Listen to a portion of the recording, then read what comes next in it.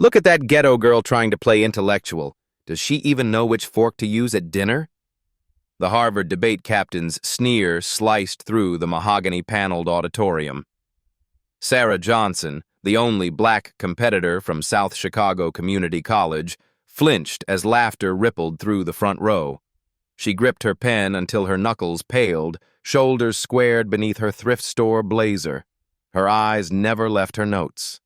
That calculated cruelty would boomerang spectacularly when, 20 minutes later, Sarah would stride to the podium and silence the entire hall, her steady voice exposing an email thread the privileged captain never imagined would surface.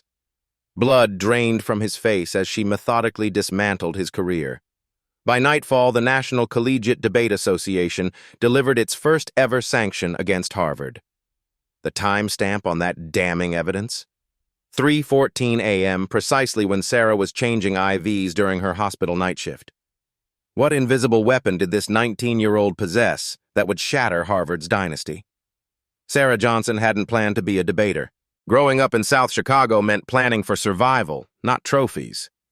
At 19, she juggled night shifts at Mercy Hospital with classes at Southside Community College, sending half her paycheck home to her mother and younger siblings. Her debate coach, Ernesto Martinez, had discovered her arguing with a political science professor after class, not disrespectfully, but with such precise logic that the professor had actually changed his position. "You don't choose debate," Coach Martinez had told her that day, sliding a team application across the table. "Debate chooses you." He'd leaned closer, lowering his voice. "Remember Rule 3, Sarah. It'll save you when nothing else will." The Southside debate team was the first in 15 years to qualify for nationals. They called themselves academic refugees, brilliant minds who couldn't afford elite universities despite their talents. Michael was working 3 jobs to support his grandmother. Tanya had been homeless her junior year of high school. What united them wasn't just circumstance, but hunger. The desperate need to be seen, to prove their worth on a stage that had been designed to exclude them. The real prize wasn't the trophy, but the scholarship scouts who attended nationals. One perfect performance could change everything. Harvard University's debate legacy loomed large over the competition. 43 consecutive sectional championships, 8 national titles. Their debaters moved with the easy confidence of those who'd never questioned their place in the world. They traveled with research assistants, wore custom suits, and carried leather portfolios embossed with the Harvard crest. Their captain, Jackson Williams, was a legacy admission whose father sat on the university's board of trustees. His debate style was rapid-fire terminology mixed with condescension, a strategy designed to make opponents feel intellectually inferior before they'd even begun. "Look at their Instagram," Tanya showed Sarah her phone. The Harvard Debate Society's page featured a post mocking quota teams with a caption about maintaining standards in an age of participation trophies. Sarah handed back the phone. "They've already decided who we are. Let's show them who we actually are." The National Collegiate Debate Association tournament occupied an entire hotel conference center in Chicago. 5 judges, 3 from Ivy League backgrounds, would determine which teams advanced through preliminary rounds to quarterfinals, semifinals, and ultimately, the championship. This year's format included an unusual element: cross-examination periods where debaters could directly question their opponents. Coach Martinez gathered his team in their small prep room, actually a converted storage closet compared to Harvard's spacious suite. "This isn't just about a trophy," he said quietly. "It's about whether talent and work can still overcome privilege in American education." As teams gathered for the opening ceremony, Sarah felt eyes following her. She'd chosen her most professional outfit: black pants, white button-down, and a navy blazer from Goodwill that she'd tailored herself. Still, she couldn't help noticing the difference between her attire and the custom-fitted suits surrounding her. While waiting for the tournament drawing, Sarah overheard Jackson Williams speaking to his teammate. "Did you see the community college roster? They're actually letting these people compete." His companion chuckled. "Diversity initiative, probably. They'll be gone after preliminaries." Sarah pretended to check her phone, but her hand trembled slightly. Years of hospital work had taught her to read lips across rooms, a skill developed during quiet night shifts when patients needed monitoring without being disturbed. It was how she caught doctors making mistakes without confronting them directly. When the tournament director announced the preliminary draw, a murmur swept through the room. South Chicago would face Harvard in the first round. Jackson's eyebrows rose, then his lips curled into a smile as he whispered to his teammate. What he didn't know was that Sarah had already begun recording every interaction on her phone for later study. Rule 3 in action: document everything.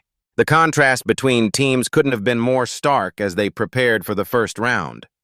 Harvard occupied a large corner table in the preparation area, surrounded by 4 research assistants and stacks of evidence binders. South Chicago huddled around a single table, just Coach Martinez and the 3 team members. "They have every advantage," Michael whispered, watching Harvard's efficient machine at work. "Except one," Sarah replied, carefully organizing her notes. "They've already decided they've won. That's their weakness." She continued her methodical preparation, unaware that this perceived disadvantage would become the key to exposing a system that had never been designed for someone like her to succeed. Would Harvard's arrogance finally cost them against an opponent they'd already dismissed? Coach Martinez gathered his team in their makeshift preparation room. "Remember what we discussed," he said, his voice steady but intense. "Rule 3 isn't just about documentation, it's strategy. Let them talk first, find the hole, then thread your needle." Sarah nodded, already familiar with their unconventional approach. While Harvard relied on overwhelming opponents with statistics and academic jargon, South Chicago had developed a method based on public records and institutional archives. Sarah's experience navigating hospital bureaucracy had taught her that every organization leaves paper trails. It was simply a matter of knowing where to look. "They'll expect us to be emotional, to make arguments based on personal experience," Sarah said, arranging her notes methodically. "We'll give them what they expect, then pivot to what they don't." The team had developed their preparation ritual during Sarah's hospital shifts. She'd record voice notes between patient rounds, and Michael would research while working night security at an apartment building. Tanya would compile everything during early mornings at the coffee shop where she opened. Their constraints had become their strength. They'd learned to maximize every minute. The tournament director stepped to the podium in the main hall. "This year's preliminary round topic is ethical admissions in higher education." A murmur swept through the room. Sarah exchanged glances with her teammates. They couldn't have asked for a better subject. Harvard's team approached the preparation period with casual confidence. Their research assistants produced binders of statistics, court cases, and precedents. Jackson Williams barely glanced at the materials, scrolling through his phone instead. His teammates organized color-coded notes with practiced efficiency. 48 hours until the final round, Coach Martinez reminded his team. Every preliminary round must be won. The clock had started. For Harvard, it was simply another tournament. For South Chicago, it was a countdown to a life-changing opportunity. As the first debate began, the contrast between teams was immediately apparent.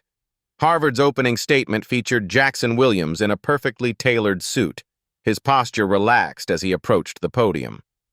"The purpose of selective admissions," he began, "is to identify students with the greatest potential for academic excellence and contribution to society.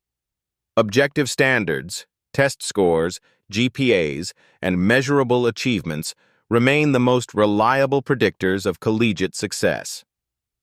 His presentation was polished, confident, and backed by carefully selected statistics showing correlations between standardized testing and future achievement.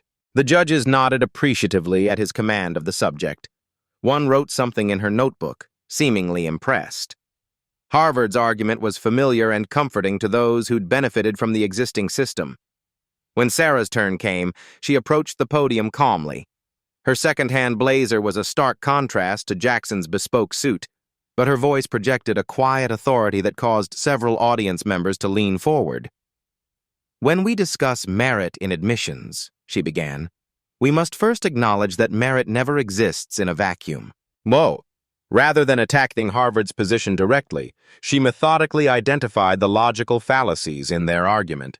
Correlation confused with causation, selection bias in their studies, and the circular reasoning that defined merit by the very advantages they claimed to be measuring. Throughout her presentation, Sarah wove in systemic critique with personal narrative, not as emotional appeal, but as evidence of the practical consequences of theoretical policies.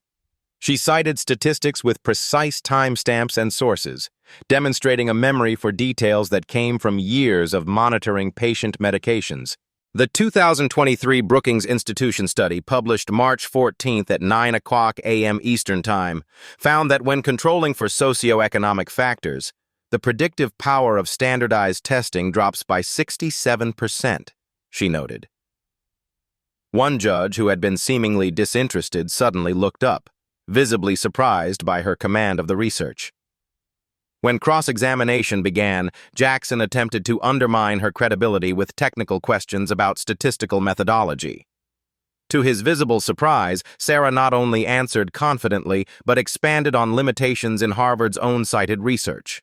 If you refer to page 42, paragraph 3 of your second source, she said calmly, the authors themselves acknowledge this limitation. By the time closing statements concluded, the energy in the room had shifted. The judges conferred longer than expected, heads bent together in serious discussion. When they announced South Chicago had won by a narrow margin, the audience's surprise was palpable. As teams dispersed, Harvard's supporters clustered around Jackson, offering consolations that sounded more like excuses. The judges clearly wanted to give the underdogs a chance, one research assistant said, loud enough to be overheard. It's basically charity. The tournament director, however, had made a note on his tablet while watching Sarah's performance. His expression was thoughtful, interested in a way that suggested this wasn't merely charity. As Sarah packed her notes, Jackson approached. His smile was camera-ready, but his eyes were cold. "Enjoy your 15 minutes," he said quietly. "We have ways of handling surprises in the elimination rounds." Sarah maintained eye contact without responding, mentally recording every word. As Jackson walked away, Coach Martinez appeared at her side. "This is where it really begins," he warned. "They'll come at you differently now. They weren't prepared today. They will be tomorrow." That evening, as the team regrouped in their hotel room, Tanya's laptop chimed with a notification. "You need to see this," she said, turning the screen toward Sarah. Harvard's research assistants had been digging through South Chicago's debate history, requesting records from previous competitions. "They're looking for inconsistencies," Coach Martinez observed. "Weaknesses they can exploit." Sarah nodded, already formulating her response. "Then we need to know their playbook better than they do." She began methodically collecting videos of Harvard's previous debates, noting patterns in their argumentation, weaknesses in their logic, and most importantly, the moments when Jackson Williams became defensive. She carefully documented each interaction with the Harvard team in her notes, creating a timeline that would prove invaluable later. What she couldn't have known was that this meticulous documentation, this adherence to Rule 3, would become the key to unraveling Harvard's entire strategy. As they prepared for the next round, would Sarah's unconventional background prove to be her greatest weakness, or her most powerful advantage against an opponent who had already underestimated her once? Sarah's alarm jolted her awake at 5:30 a.m. She'd managed only 4 hours of sleep after analyzing Harvard's debate patterns late into the night. Checking her phone, she found an email from the tournament committee with the subject line, "Important. Clarification of evidence standards." Her stomach tightened as she read. Effective immediately, all cited evidence must come from institutional sources with established academic credibility. Personal testimonies and non-peer-reviewed sources will be given reduced weight in judging considerations. The timestamp caught her attention. 2:17 a.m., just hours after Harvard's unexpected loss. Sarah forwarded it to Coach Martinez with a single question. Coincidence? His response came minutes later. There are no coincidences in debate. They're changing the battlefield. The new requirements clearly favored teams with access to university research databases and academic journals, resources that community colleges often couldn't afford. South Chicago relied heavily on public records, first-person accounts, and open-source research. With one email, their strategy had been severely undermined. When the team gathered for breakfast, Michael looked up from his phone with a troubled expression. "It's starting," he said, showing them a debate forum where comments about South Chicago's surprise victory questioned their legitimacy. Sources close to the competition suggest the community college team may have benefited from relaxed judging standards, one post read. Another questioned, how does a night shift hospital worker craft arguments that stand up against Harvard's resources? Who's really writing their material? Sarah set down her coffee, her expression carefully neutral. They're trying to rattle us. It's working, Tanya admitted. My social media is blowing up with people asking if we cheated. The tournament's second day brought new challenges. As Sarah entered the preparation area, conversations hushed. Teams that had been friendly the day before now avoided eye contact. The whisper campaign was having its intended effect: isolation. During their lunch break, Sarah received a text from her mother. Your old high school teacher called asking about trouble at the debate. What's going on? Before she could respond, another message arrived.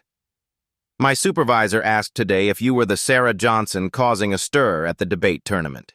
Should I be worried? The pressure was mounting from all sides. Sarah's mother couldn't afford any workplace complications. She was the primary breadwinner since Sarah's father had left years ago. The family depended on both their incomes. That evening, the team gathered in their hotel room to reassess. Maybe we should just focus on making a good showing, Michael suggested. If this gets worse, it could affect our college applications, job prospects. He's not wrong, Tanya added. I need that computer science scholarship. I can't afford bad publicity. Sarah stared out the window at the Chicago skyline. The stakes had never been just about winning. They were about futures, opportunities, doors that might never open again. The weight of responsibility pressed down on her shoulders. A knock at the door interrupted their discussion. It was Diane, Sarah's night shift supervisor from the hospital, holding a care package. Thought you could use this, she said, stepping inside. Hospital's talking about your debate. We're all rooting for you. Her unexpected support bolstered the team's spirits, but as Diane left, Sarah's phone chimed with an email notification from an address she didn't recognize. The subject line read simply, "They're not playing fair." The message contained just a few lines. Check the shared debate server. Password is still the default. Look for prep files on opposition research. They do this every year. It was signed only with the initials JW and included a cryptic reference to correcting a family wrong. Sarah showed Coach Martinez, who frowned. Could be a trap. Using stolen information would disqualify us instantly. What if it's not stolen? Sarah countered. Let me check if this server is actually public. A quick search revealed that the National Collegiate Debate Association maintained a public archive accessible through library portals. The shared server wasn't hacked. It was simply an underutilized resource that most teams overlooked. Sarah navigated to the site and found a folder labeled NCDA Competition Materials. Inside was a subfolder marked Harvard 2023-2024, containing dozens of documents, all technically available to anyone who looked. Among the files were detailed opposition research documents on every competing team, including psychological profiles of key debaters. South Chicago's folder contained notes about their disadvantaged backgrounds and potential emotional triggers that could be exploited in cross-examination. Most disturbing was a document titled Competitive Advantage Strategies that outlined methods for undermining opponents through procedural challenges and intimidation tactics.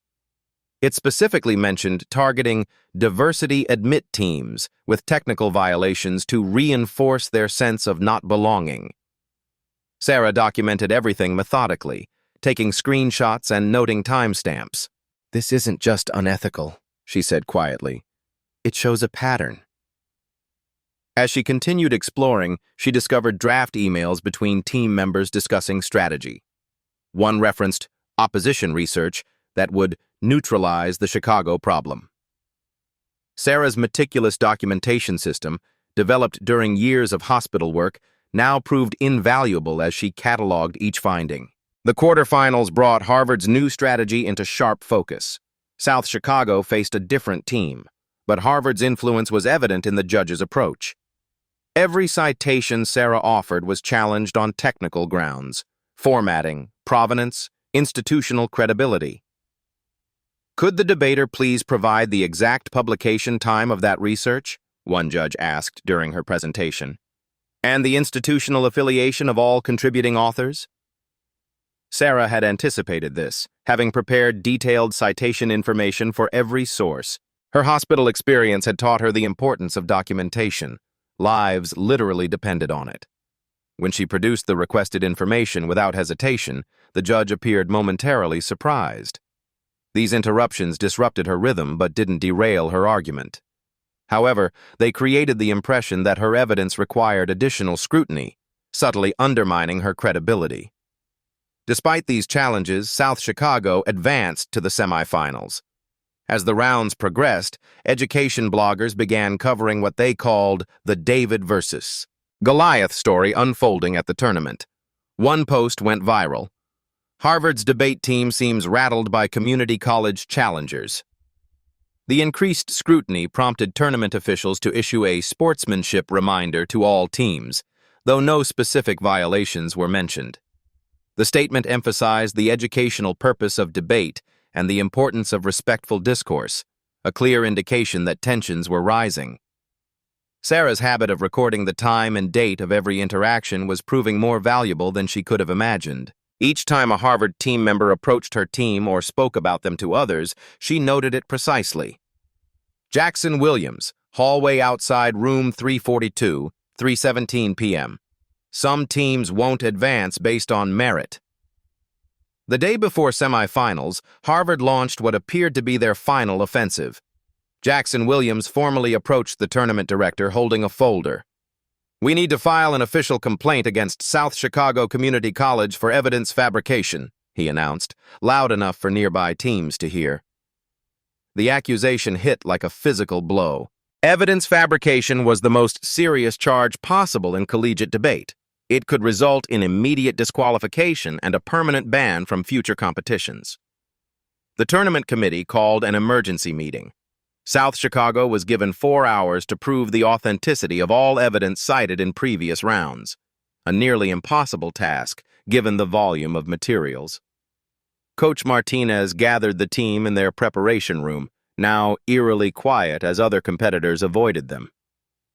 "This is their nuclear option," he said grimly. "They couldn't beat you fairly, so they're trying to get you disqualified." As Sarah frantically organized their evidence documentation, her phone chimed with another message from the mysterious JW, this time with a single line. "Check the Harvard archive system. Search Preparatory Disadvantage Protocol 2023. The team debated whether using the tip constituted fair play. "We don't know who this person is or their motives," Tanya argued. "It could be a setup." "I won't use anything that isn't publicly available," Sarah insisted.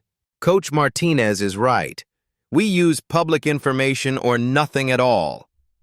A quick search confirmed that Harvard's debate archive was accessible through public library databases, part of an educational initiative the university had launched to demonstrate their commitment to open knowledge.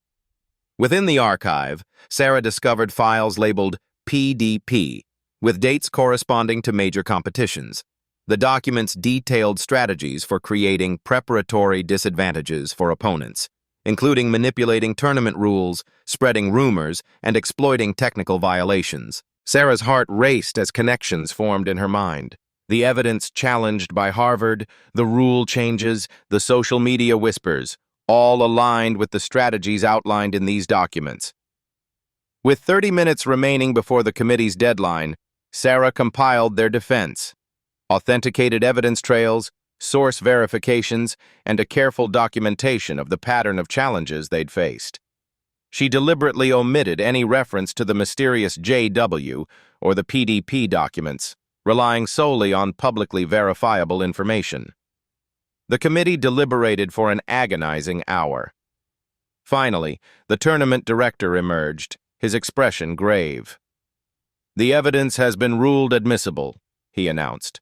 "South Chicago will advance to the semifinals."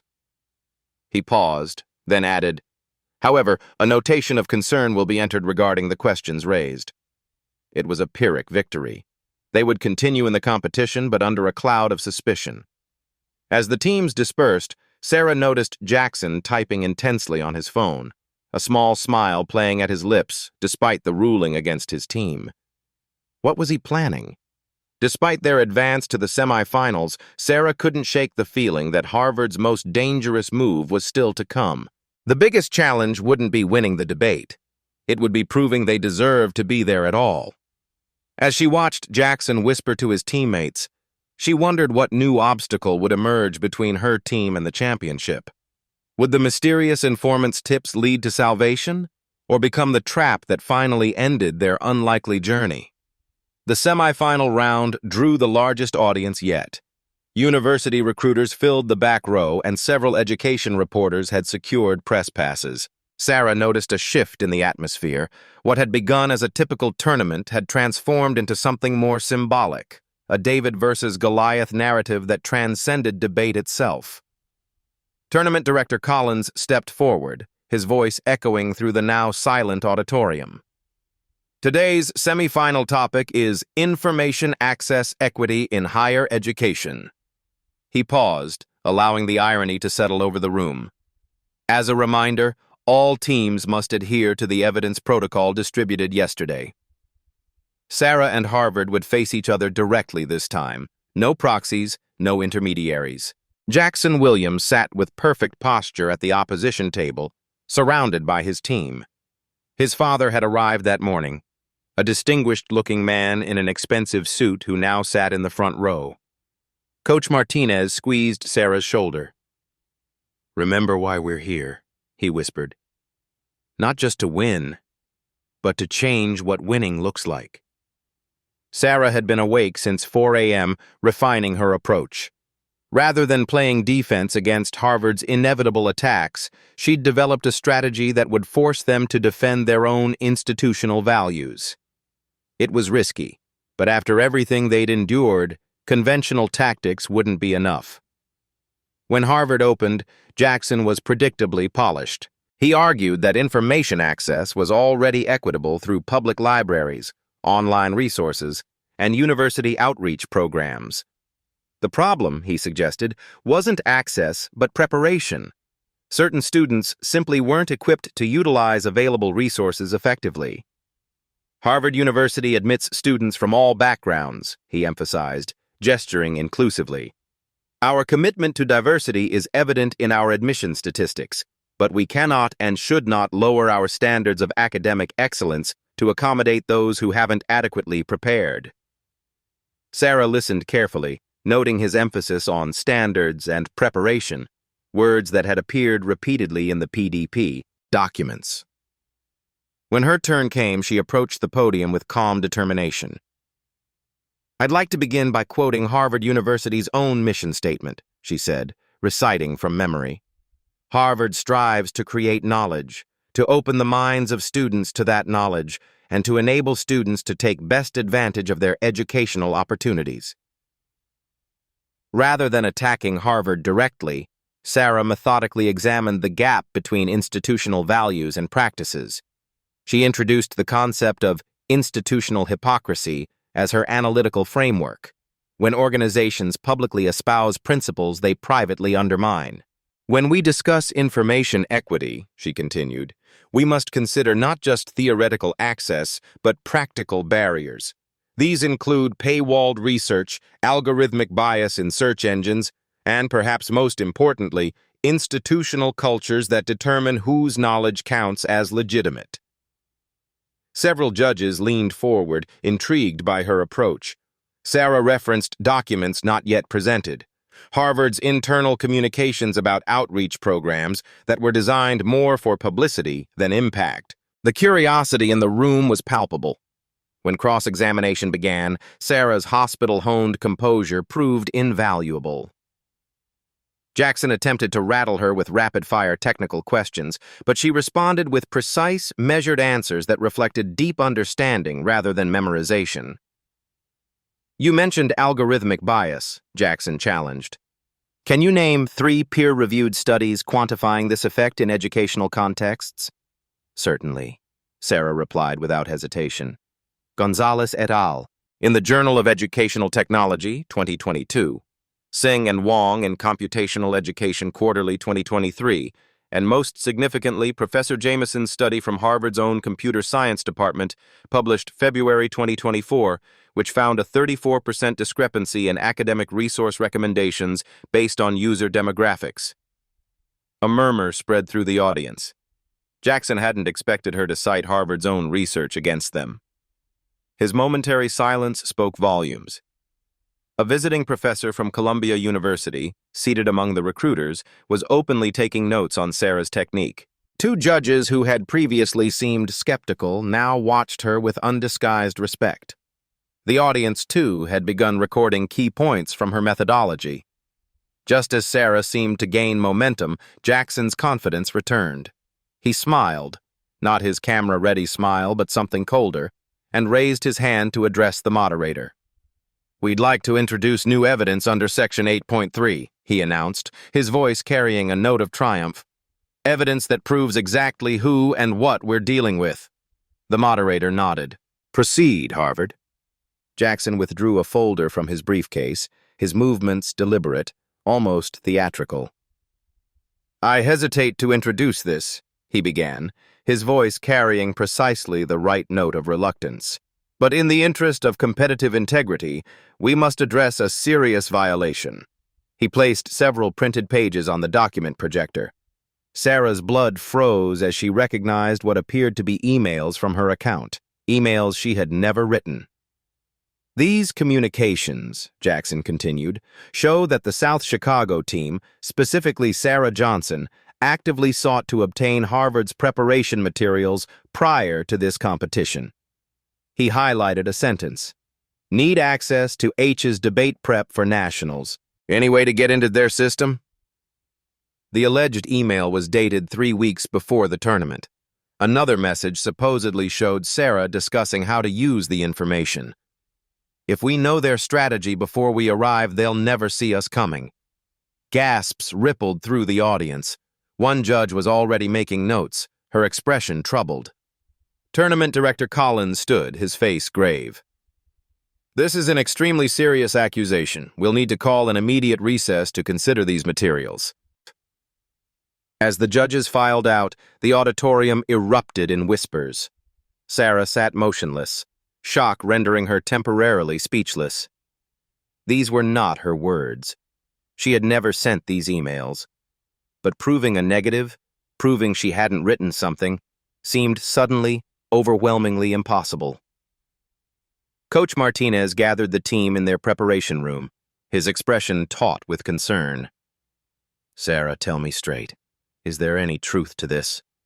"None," she replied, her voice steady despite the churning in her stomach.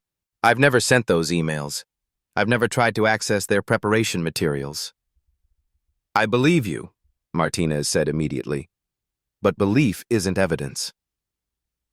Tanya looked up from her laptop, her expression troubled. "The emails look authentic. They have proper headers, your correct address."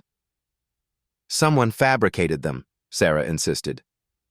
"This is exactly what the PDP document described, creating false evidence to disqualify opponents." Michael paced the small room. "But how do we prove that? It's our word against Harvard's, and they have the emails." The realization settled over the team like a physical weight. Everything they'd worked for, the scholarships, the opportunities, the chance to prove themselves on a national stage, all of it could vanish because of fabricated evidence they couldn't disprove. Sarah stared at her phone, recalling every conversation, every interaction of the past weeks. Then a possibility struck her. The hospital logs, she said suddenly. The first email is time-stamped 9:17 p.m. on April 3rd. I was working that night. There's no way I could have sent it. She quickly pulled up her work schedule and groaned. I was on shift, but it was my dinner break from 9 o'clock to 9:30. It's possible I could have sent something then. Coach Martinez studied the emails again. The IP address would show where it was sent from. If you were at the hospital, that would prove these weren't from you. How do we get that information in time? Tanya asked. Sarah remembered her meticulous documentation habit. Rule 3. The hospital has security footage of all nurse stations, she said. If I can get access to that footage, it would show I was with patients during that time, not on my phone. She immediately called her supervisor, explaining the situation in urgent tones. Diane promised to submit a request for the security footage, but warned it would take time, possibly more than they had. 30 minutes later, they were called back to the main hall. Tournament Director Collins stood at the podium, flanked by the judges. After preliminary review of the evidence presented, the committee has decided to allow South Chicago Community College to continue in the competition while this matter is under investigation. A ripple of surprise moved through the audience. It wasn't an exoneration, but it wasn't the immediate disqualification Harvard had clearly expected. Jackson's confident expression faltered slightly. However, Collins continued, should the investigation confirm these allegations, disqualification will be retroactive and permanent. They would continue, but under a shadow of suspicion that could nullify everything at any moment. As they left the hall, Sarah noticed Jackson's satisfied smile despite the ruling. He clearly believed the damage was already done. Back in their room, Sarah's phone buzzed with a message from an unknown number. The PDP isn't just a strategy. It's the name of a file on Jackson's laptop, and I can prove he created it on March 17th at exactly 2:36 a.m. The final round of the National Collegiate Debate Association Championship had drawn an unprecedented audience. The main auditorium was filled to capacity, with university presidents, recruitment officers, and national education correspondents occupying reserved seats. What had begun as a standard competition had transformed into a symbol of larger questions about access, privilege, and the definition of merit in American education. Tournament Director Collins approached the podium with deliberate formality. Before we begin today's final round, I want to emphasize the NCDA's commitment to integrity, fair play, and the educational purpose of debate. All evidence presented today will be subject to rigorous verification. Harvard's team entered with the confidence of those accustomed to victory. Jackson Williams led the way, flanked by his teammates and followed by a new addition, his father, Richard Williams, who took a seat directly behind the Harvard table. The elder Williams' presence was unusual but technically permitted. As a university trustee, he could serve as a team advisor. Sarah felt a strange calm as she took her position. The previous night had been spent in careful preparation, not just of arguments, but of evidence that could change everything. The mysterious message about Jackson's laptop had led her down a path that connected all the disparate pieces of the past 3 days. Today's championship topic, announced Director Collins, is merit and opportunity in American education. The topic couldn't have been more fitting for the narrative that had unfolded. Harvard opened with Jackson presenting a compelling case linking merit to opportunity. His argument was sophisticated and nuanced, acknowledging systemic challenges while ultimately defending objective standards. We can recognize inequalities in our system, he argued, while still maintaining that excellence must be measured by consistent, quantifiable metrics. He then pivoted to a direct challenge of Sarah's credibility. In debate, as in academia, integrity is paramount. When competitors attempt to circumvent the rules, when they seek unfair advantages through improper means, they undermine the very principles of merit we're discussing today. Several judges nodded, clearly referencing the ongoing investigation. Harvard was effectively putting South Chicago on trial within the debate itself. When Sarah's turn came, she approached the podium with measured steps. The room fell silent. collectively leaning forward to hear how she would address the accusations hanging over her team. "I'd like to begin by addressing each of Harvard's arguments systematically," she said, her voice clear and controlled. She methodically dismantled their position point by point, demonstrating flaws in their reasoning and evidence. Rather than becoming defensive, she used their accusations as a framework to discuss something larger. "When we talk about merit," she continued, "we must consider how it's evaluated, by whom, and for whose benefit. Similarly, when we discuss evidence in academic settings, we must examine not just its content, but its origin, its purpose, and its manipulation." She introduced Harvard's own Academic Integrity Handbook, projecting key sections on the screen. "Harvard University defines academic dishonesty as including the submission of false or fabricated information," she quoted. This definition appears on page 43 of their current student handbook. The audience sensed something building as Sarah methodically laid her foundation. "I'd like to direct your attention to the Harvard Archive access logs for the past month," she continued, displaying a document on the screen. "Note the unusual pattern of access to community college team profiles, specifically access to email servers through administrative passwords." Jackson shifted in his seat. His father leaned forward, whispering something urgently. "Library database timestamps show inconsistencies between when documents were allegedly created and when they first appear in the system," Sarah continued. "Particularly interesting is a document referenced in Harvard's preparation materials as the Preparatory Disadvantage Protocol." A murmur swept through the audience. One judge was taking rapid notes, her expression intense. "I hesitated to bring this forward," Sarah said, echoing Jackson's earlier reluctance with subtle irony. "But in the interest of competitive integrity, we must address a serious violation." She displayed her screen again, this time showing an email with clear header information. "Email sent from Jackson Williams to Harvard team members dated March 17, 3:14 a.m. Implemented PDP for Chicago team. Created shadow emails. Will plant before quarters. Dad-approved strategy." The silence in the room was absolute.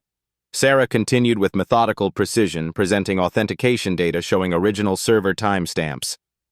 "This email was discovered in the public NCDA archive, accessible to any competitor through the library portal. The document properties confirm its authenticity through the original metadata." Harvard's coach stood, preparing to object, but Richard Williams placed a hand on his arm, stopping him. Jackson's face had drained of color. That was theoretical planning," Jackson stammered. "A hypothetical scenario, never implemented." "The email includes attachments," Sarah continued, her voice steady. "Draft versions of the very emails that were presented yesterday as evidence against our team. Created at 2:36 a.m., March 17th, weeks before they were allegedly sent from my account." Tournament Director Collins stepped forward. "Ms. Johnson, these are serious allegations. We would need to verify this immediately." "Of course," Sarah replied. "The verification process is simple. All emails contain metadata in their properties showing when they were created, modified, and by whom. The Harvard team's laptop contains the original files with unalterable creation timestamps. A simple forensic examination would confirm everything I've presented." Richard Williams whispered urgently to his son, who had gone completely still, his expression frozen between disbelief and dawning horror. Director Collins turned to the Harvard team. "Mr. Williams, we would need to examine your laptop to proceed." Jackson looked to his father, who gave an almost imperceptible nod. The calculated confidence that had defined Jackson throughout the tournament had evaporated. Sarah met Jackson's eyes across the room. "The difference between us isn't our schools or backgrounds," she said, her voice carrying to every corner of the silent auditorium. "It's that I came to win through preparation, while you came to win at any cost." The tournament director stood, his expression unreadable. "In light of these developments, we will take a 1-hour recess for evidence verification and committee deliberation. All teams will remain available for questions." As the judges filed out, the audience erupted in hushed conversations. The power dynamic that had defined the entire tournament had been completely inverted in the span of 10 minutes. Harvard's team huddled in urgent discussion with Richard Williams, while South Chicago's team remained calmly at their table. Coach Martinez leaned close to Sarah. "How did you find that email?" he asked quietly. "I didn't find it," Sarah replied. "I was guided to it by someone who knew exactly where to look." The identity of J.W. remained a mystery, one that might never be solved, but their contribution had changed everything. The auditorium fell silent as Tournament Director Collins returned to the podium, flanked by the full judging panel. Their extended deliberation, nearly 2 hours rather than the announced one, had only heightened the tension. Sarah sat with perfect posture, hands folded in her lap, outwardly calm despite her racing heart.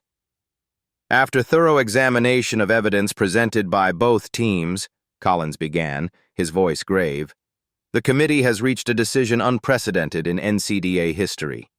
He paused, surveying the room. Harvard University is disqualified from this competition due to deliberate evidence manipulation and violation of core ethical principles of academic debate. A collective gasp swept through the audience. Jackson Williams stared straight ahead, face impassive but ashen. His father had already left the room. Furthermore, Collins continued, South Chicago Community College is declared champion by unanimous decision of the judging panel based on the merits of their argumentation throughout the tournament. Coach Martinez reached for Sarah's hand, squeezing it tightly. Tanya covered her mouth, eyes wide with disbelief. Michael simply shook his head, a slow smile spreading across his face. The committee will issue a formal statement regarding procedures to prevent similar incidents in future competitions, Collins concluded. This championship is adjourned. As the formal proceedings ended, the room erupted in conversation. 3 university representatives immediately approached Sarah with business cards. "We'd like to discuss scholarship opportunities," said a woman from Columbia University. "Your performance demonstrated exactly the kind of analytical thinking we value." Reporters clustered around, asking for statements. Harvard issued a press release within the hour, expressing deep concern and promising to recommit to integrity in all competitions. The National Collegiate Debate Association announced that same evening a comprehensive ethics review of competitive practices with particular attention to equitable access to resources. As teams dispersed, Sarah found herself face-to-face with Jackson in the hallway. Their eyes met briefly. She extended her hand for a professional handshake, which he reluctantly accepted. "Rule 3, she said quietly as they shook hands. The confusion in his eyes confirmed he didn't understand, and never would, what had truly made the difference. The South Chicago team left the hotel not just with a championship trophy, but with something far more valuable, proof that systems can change when confronted with irrefutable truth presented with dignity. This story matters because excellence exists everywhere, not just in privileged institutions.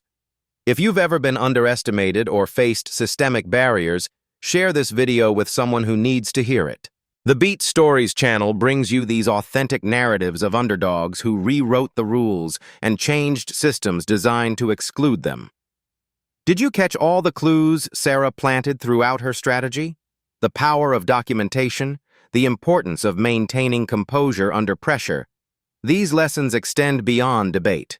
Hit subscribe and the notification bell so you never miss our weekly stories of ordinary people creating extraordinary change.